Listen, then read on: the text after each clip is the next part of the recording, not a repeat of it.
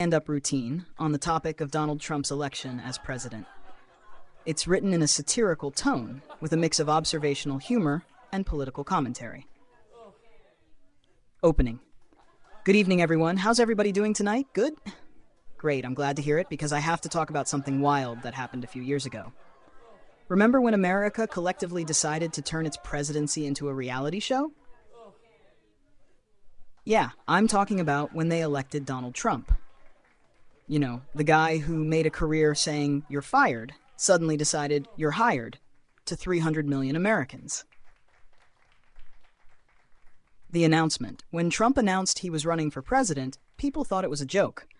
I mean, we all thought we were watching the trailer for the next season of The Apprentice.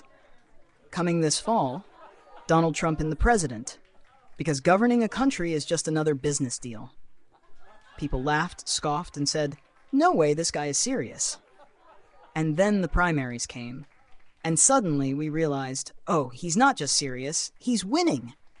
It was like watching the class clown somehow win the student council president election by promising pizza in the cafeteria every day. Except this time, the class clown also owned the cafeteria and had no idea what pizza actually was. The campaign. His campaign rallies were wild, weren't they? The guy spoke like he was freestyling at a karaoke night but forgot the words. He'd go, "We're going to make America great again, folks. We're going to build a wall, the best wall. Nobody builds walls better than me. My walls are fantastic." I mean, imagine being the guy who actually builds walls for a living. Like some dude named Earl sitting at home in Kansas going, "What does he mean by best walls? It's just bricks, Donnie." But the best part was how Trump would just say things. You know, things. No filter, no hesitation. He was like that one uncle at Thanksgiving who's had a little too much wine and starts explaining how the moon landing was fake. Debates. And oh, those debates. You had seasoned politicians coming in with years of experience, prepared with talking points, and Trump would hit them with lines like, "Wrong," or "You're a loser." That's it. Debate over. It was like watching professional chess players compete against a guy playing Connect 4, and the Connect 4 guy still wins. The best part, people loved it. They said, finally, someone who speaks his mind. Which is hilarious, because if everyone spoke their mind like Trump, we'd all get banned from family group chats. The election night. Election night was like a plot twist no one saw coming.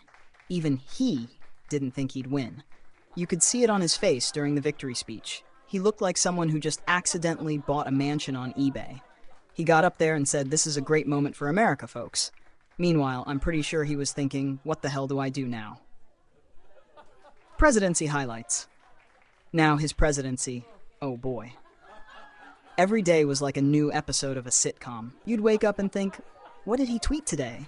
Did he accidentally declare war on Canada? And those press conferences, wow.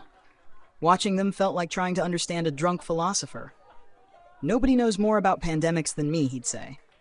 "Sir, you thought you could inject bleach to cure a virus. That's not knowledge. That's a chemistry experiment gone wrong." The wall. And let's not forget the wall.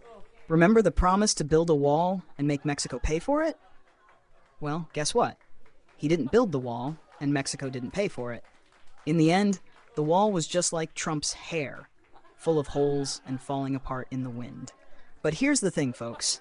Love him or hate him, Donald Trump was entertaining. He was like a blockbuster movie, completely over the top, made no sense, and somehow everyone still watched. So whether you're Team Trump or Team Oh God, please know we can all agree on one thing. The man made politics way more interesting. And for better or worse, we'll be talking about this for the rest of our lives. Thank you, everyone.